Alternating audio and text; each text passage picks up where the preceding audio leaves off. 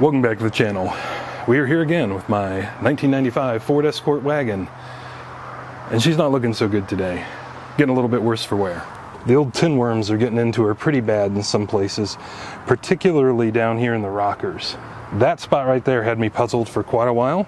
Like, I've never seen a car rust right there.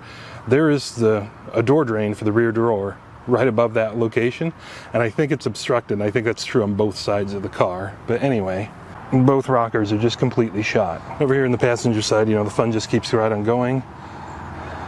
That has been full of Bondo the whole time I've owned the car. Like, God only knows what's going on there. And then the rocker over here isn't doing quite as bad, but it's still not very good. Now, I do have replacement outer rocker panels for both sides of this car that I do intend to install at some point, but those also happen to be the only repair panels available for this whole car, new anyway. But it's getting a little late in the year to get started on that. So what I'm going to do today is something I did to that thing 3 or 4 years back, which is we're just going to extract all the loose chunky rust and everything off the rockers and get everything washed out so it can breathe and it doesn't hold moisture and salt and dirt and stuff anymore. Just to give you an idea, you know, that's pretty much what happened on this one, except I didn't do any kind of after treatment. I just knocked holes and got all the loose stuff off to keep it from raining on me all the time. On this one, I'm going to attempt to just do some like rust converter spray that I've never really had a lot of faith in, and then just overcoat it with some paint just to hopefully help get it through the winter a little bit better.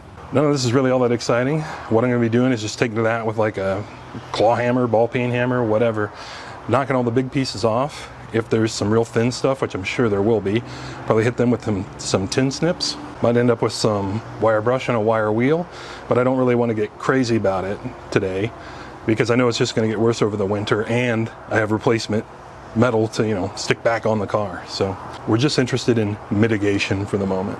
I'm sure many of you are wondering why anyone would do this to such a vehicle. This car is fully caught up on mechanical maintenance, like all new steering, all new brakes, tires are good, water pump, timing belt, all that stuff.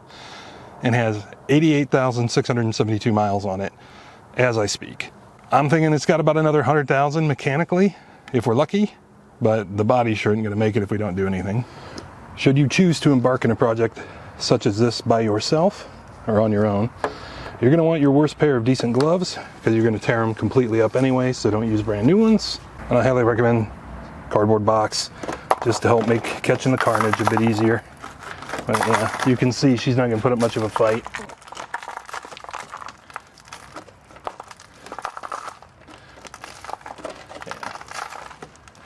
Yeah. You can see just how much stuff is built up inside this rocker.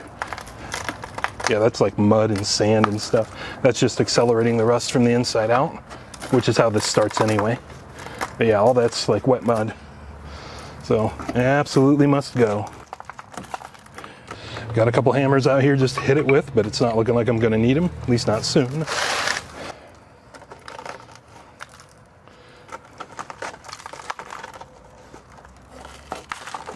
Yep.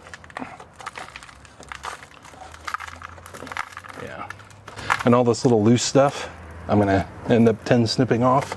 Yeah, just tons of garbage. And there, she's a little more solid. Well, a little.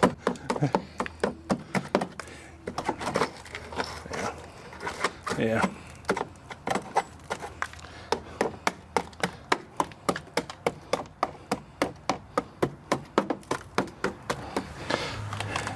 Yeah. There it goes. So yep, getting some tin snips on that. And again, it's all the stuff on the inside that makes these rot. You know, our next real sad spot's right here, I'm sure. Yep. Is there actual structure behind there? Oh, there might be. I've only ever done this on two-door Escorts, and never one this far up, I don't think. The two doors just, you know, rot back there for the most part that I've seen. Yeah, there's structure right here. The good news is it feels like it's in good condition. We'll take a better look at that here in a minute. But the post for the door definitely comes down right there. All right, well, this isn't all that exciting to watch anyhow, so I'm gonna get all this done, get the camera away from this nasty mess, and we'll take a better look inside. So after about 20 minutes or so, that is the pile of Escort that I have knocked off of this thing. And it's actually a little better than I was thinking it might be. It's still horrible, don't get me wrong. The rear driver's side is for sure the worst, at least so far. And it went all the way through the inner. However, that looks like really the only place the inner rocker took any damage. And you'll see right behind it, that bolt going through right there, that holds rear suspension in. That is not actually part of the rocker. There's another piece of framework there that does that job, but you can see the rocker next to it's completely gone.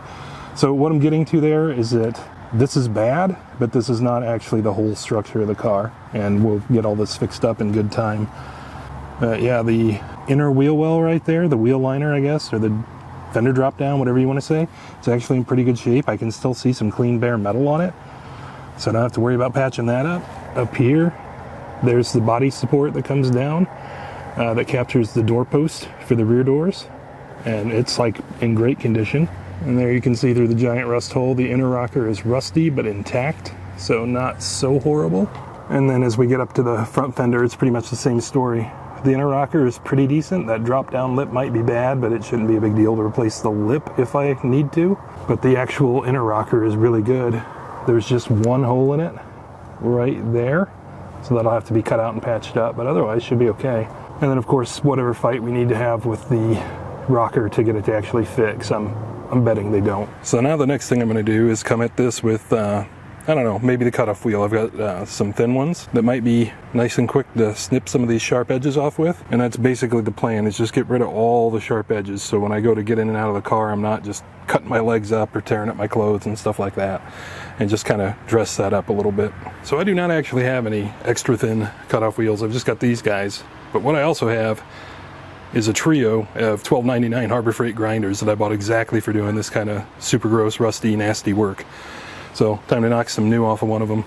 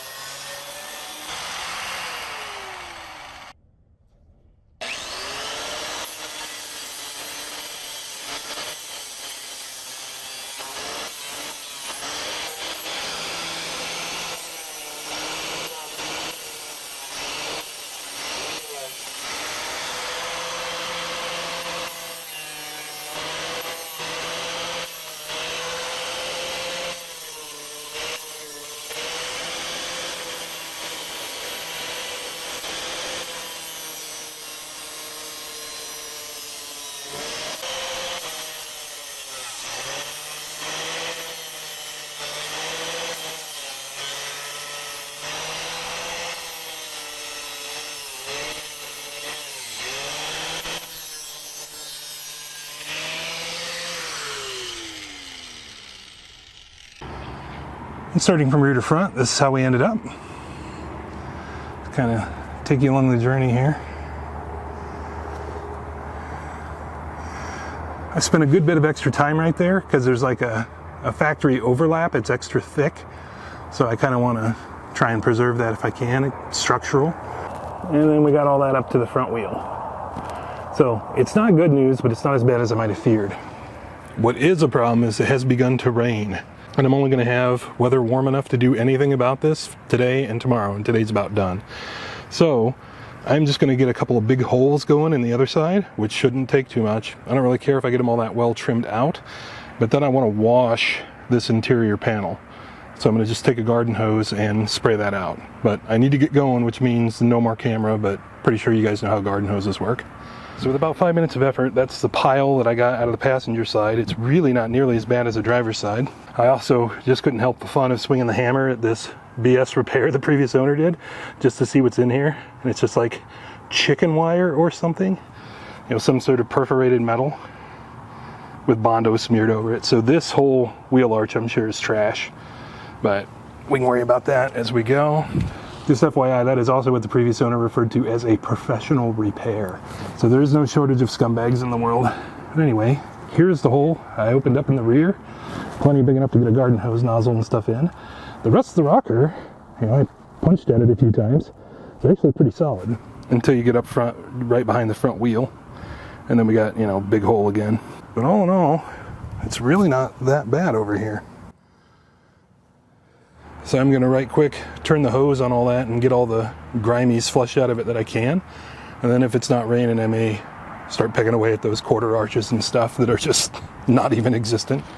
Well, at least for a brief moment, I beat the rain. Got everything washed out. It is now raining again, so I got about 20 minutes. What I think I'm going to do, if the weather holds up for me at all, is start hitting this with just a wire wheel and the drill, because I really don't know what's going on here. I don't want to get too aggressive. I don't want to start chewing up the bumper or anything. I just want to try and peel this back. I see what could be some Bondo, and I know that the same moron taped this off and painted it, so, like, yeah, I feel kind of a high spot right there. So I'll just get into it a little bit lightly and we'll see what happens.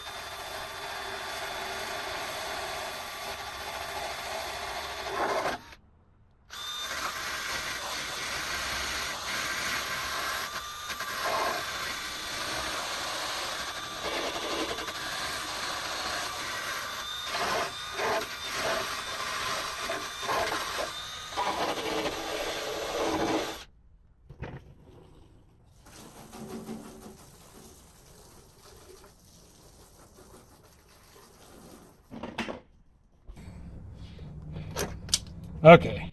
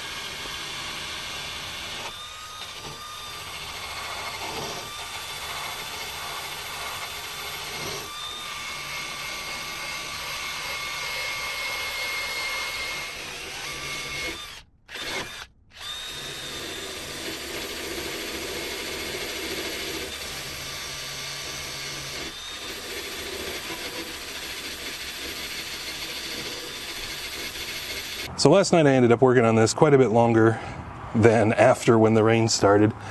So I worked in the rain for a long time, and this was much worse than I thought it was. This is all just completely gone. This I knew was full of Bondo for quite some time. I mean, it's plainly obvious this was all built up. I just didn't fully appreciate why. Whatever that mesh stuff is, like, I don't know if it's like drywall repair mat or something like that. It wasn't even riveted in. They just used Bondo to glue it down and then just Bondoed over the top of it. To the point that there's supposed to be like a body seam here, or like a depression that lines up with the door. And here it is on the other side. It's just completely missing from the passenger side of the car. They just completely flattened that over. That part I never really noticed. So worst case scenario, I may end up doing the same thing and just putting a flat piece in there. I don't know. We'll see if I can maybe recreate that. As I mentioned before, you can't buy any of this stuff. So other than just the severity of that, nothing really surprising. This little divot back here, there's the matching one on the other side, isn't so bad. Stuff like this, I may just Duraglass. I don't even know if I need to put metal in there. We'll see. And just to illustrate what's going on here on the other side a little bit better. This is like 2 or 3 walls of body panels that come down and meet. So it's really not practical to try and really patch that. So again, I think Duraglass is probably the way to go there. Then over here, I can honestly just put a piece of like angle in it. I don't think anybody would know the difference. So I ground all that out and then had to wash everything down, wash the rockers out again. And then of course it rained all night long too. So I've been trying to get the car dried out for the better part of the morning. And I think I've succeeded to the point that we can get some rust converter on it. And my weapon of choice for that task is this stuff. Not much more to it than to do it. Stuff goes on clear and then it turns rust black. I'm wrong, it goes on black. It used to go on clear. And this stuff goes on like paint. It's not quite what I was expecting. Okay. Well.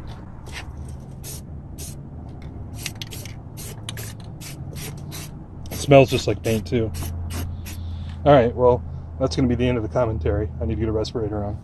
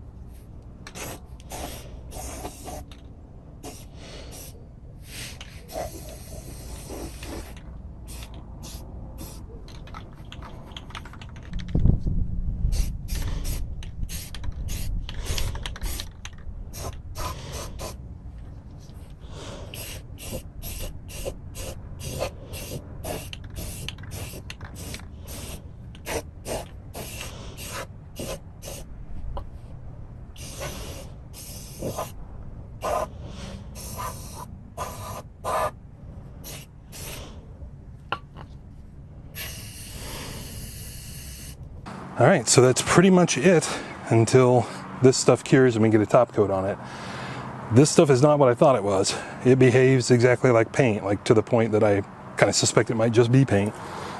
I did just about everything I could to just flood it into the rockers. So hopefully that works out for us. So it is the following week, and things are already not going well. I'm coming back over to this to top coat it, and it might be a little hard to make out, but there's already rust coming back through what's been converted. That stuff over there on the side is where the factory paint has continued to peel away. That's not a real big surprise. That'll keep going for a while. But this kind of stuff, see where it's all streaky? That's no good. That's rust bleeding back through the treatment we just put on. And also, this treatment is for sure not just a treatment. It is some kind of a primer. It acts just like paint. So that's both good and bad in a couple of ways. But anyhow, I'm going to keep spray bombing it, and we'll catch up when it's all done. And here's the final result of what we ended up with.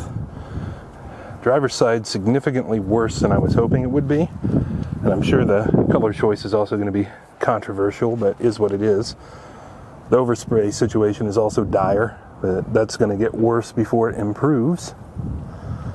And we have pretty much the same thing going on over in the passenger side, just the rockers aren't quite as severely chewed up. As far as our controversial color decision here, this was on purpose, and it was primarily because I don't trust any of this to actually hold up all that well. So when the rust pokes back through, I'll be able to notice, that bright red or, orange, especially streaking or anything, really easily on this white paint. And although we do have really severe winters here, it wouldn't be crazy to get a day or two here and there where it would actually be warm enough to paint. So I could actually come out here with the wire wheel and touch it up and hit it again and, hopefully keep it slowed down. As far as what I used to achieve that effect, this was what I used for the first 2 or 3 coats around the whole car. I absolutely hate this paint, and I hate it exactly for the reason why I used it in this event. This stuff goes on like water. It is super, super thin. Granted, anything that you're just trying to hit point blank like this, especially like down on the rockers, or even more so like down in these door jambs where you're just right on it, because I'm trying not to blow a bunch of paint into the interior, you're going to have runs and streaks and stuff. But that Krylon is just horrible regardless. However, for areas like this, where this is a whole bunch of layered up bits of metal, or where we have big flaky rust, it did a really nice job really flowing down into all that stuff and getting some paint in it. So that's why I went with that in the beginning. And then for my final top coat, I went with something that applies a whole lot better and actually gives, a much better surface finish. Like after multiple coats of the Krylon, you could actually still see green through all this stuff because the stuff is so thin. But I got exactly what I wanted. I got the really thin paint to flow down into all these nooks and crannies, and then a fairly uniform top coat to hopefully seal it all up. All of this is only on here until we can actually, replace metal. So when that time comes, most of this is going to get ground off anyway, or down in here that'll probably get sandblasted or something like that. So this is only temporary until we can hang some metal on the car. Speaking of hanging steel back on the car, this is a sneak peek of the rocker replacement repair panel. And the good news for us is that where all this damage is, this panel includes it all for the most part. And then this flange right here would actually be up under the gasket. I doubt I will section it that far in. I think these are actually designed to be slipovers, so you can actually slide the whole thing on, but I don't know that I'll use it that way. But yeah, we've got a lot of good metal here to work with. These are also much thicker gauge than I thought they'd be, which is great news. And just to try and give you a slightly better view of things, that is the panel that we just had lined up next to the car. That's the front, so that's up by the front tire. This is the rear, and you can see there's a big cutout in it where the doorpost comes in and all that. There's actually a factory seam right up at that front part, so that might be a good place to join. We'll just have to wait and see when we get there. This is the passenger side panel, and it's set in the opposite orientation. So this is the front of it, and here you can see stuff like on this front corner. This is really, really sharp, and they just kind of folded the steel over on top of it. You may be also able to see a little better from this angle. Like on down there, that flange isn't really formed all that well, but this kind of stuff is exactly what I expected out of these parts. I expect them to be about 80% right. So this will be a big learning curve for me as far as getting stuff put on the car and welded together and glued up, ground up, painted up, all that good stuff. So should be a fun project in the future. Probably the somewhat distant future at this point. But as far as our project goes for the moment, this is about all I got. So I want to thank you guys for tuning in, and we'll catch you on the next one. And for those of you that are curious, this is the box of Escort that we peeled off the car. That's probably about, half rust, half dirt. This has also been sitting around for about a week, so it's had time to dry out. I'm gonna guess that weighs about 8 pounds. I'll give the box itself credit for, we'll say, 8 ounces. Well, it looks like I was off by a little bit. Looks like probably about 6 pounds of car came off. So that is all the rust and dirt and all that other garbage, plus, you know, whatever this quote-unquote professional repair stuff may have been. Good times.